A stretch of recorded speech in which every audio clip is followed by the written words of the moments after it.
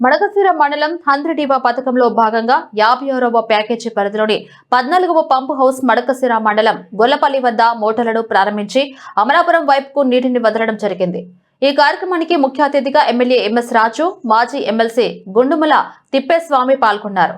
కరువు ప్రాంతమైన మడకశిరకు 2018 టీడీపీ ప్రభుత్వంలో మొదటిసారిగా కృష్ణా జలాలు మడకశిరకు అందించిన ఘనత ముఖ్యమంత్రి చంద్రబాబు నాయుడికి దక్కుతుందన్నారు.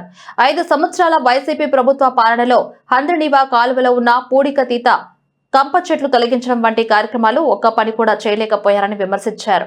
ఈ కార్యక్రమంలో రాష్ట్ర కార్యదర్శి శ్రీనివాసమూర్తి, రాష్ట్ర కుంచిటీగ ఒక్కలీగ కార్పొరేషన్ చైర్మన్ లక్ష్మీనారాయణ, మండల కన్వీనర్లు, సింగిల్ విండో అధ్యక్షులు, క్లస్టర్ ఇన్ఛార్జీలు, ప్రధాన కార్యదర్శులు, రైతులు పాల్గొన్నారు.